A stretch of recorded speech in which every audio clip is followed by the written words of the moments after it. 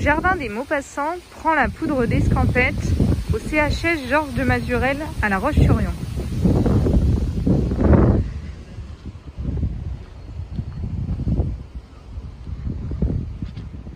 Bonjour.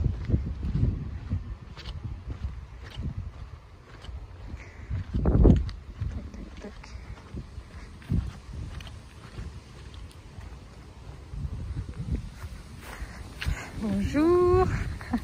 Bonjour. Alors, est-ce que vous pourriez vous présenter un peu votre prénom, votre fonction Donc Michel Grelier, moi je suis responsable espace vert au centre hospitalier Georges Mazurel.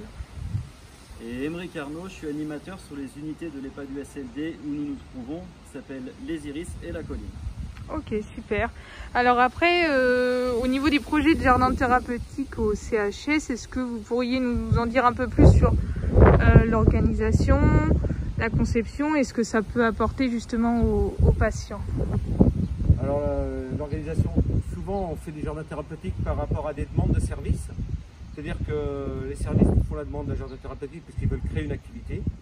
Donc nous on est là pour porter cette demande et donc créer le jardin. Donc c'est ce qu'on a fait à Iris Colline, donc avec une petite clôture châtaignier pour définir un endroit bien délimité.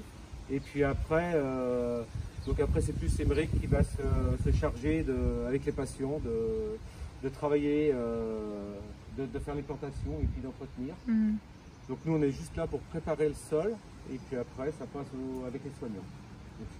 Donc nous ensuite, en fait, on va directement au cerf de l'établissement. Parce que dans Mazurel, on a la chance d'avoir un grand espace où les cerfs travaillent toute l'année, où toutes les plantations sont préparées. On va directement avec nos résidents chercher les plants dont on a besoin. Ensuite, on les amène ici dans notre espace jardin qu'on a créé. Et avec les résidents, on va pouvoir planter ou bien des tomates, ou bien des concombres, ou bien des courgettes, des choses très simples que les résidents vont pouvoir entretenir tout au long de la saison. On va aussi chercher chez vous du basilic, du persil, etc., de la ciboulette, tout ce qui est un petit peu plante aromatique ou même de la menthe qu'on va plus planter à ce moment-là dans ce qu'on a là-bas au loin. Ce sont des jardins suspendus qui sont vraiment à la hauteur pour que nos résidents, même en fauteuil roulant, puissent accéder et travailler sur la partie jardin. Ensuite, là on est un peu en mode, on va bientôt commencer. Comme disent nos anciens, les seins de glace sont plein dedans.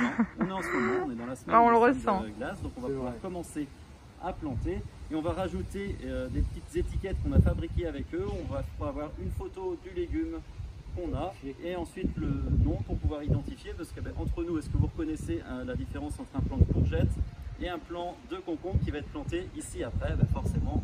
Oui, ça peut être plus compliqué. Le téléphone sonne. Je te rappelle.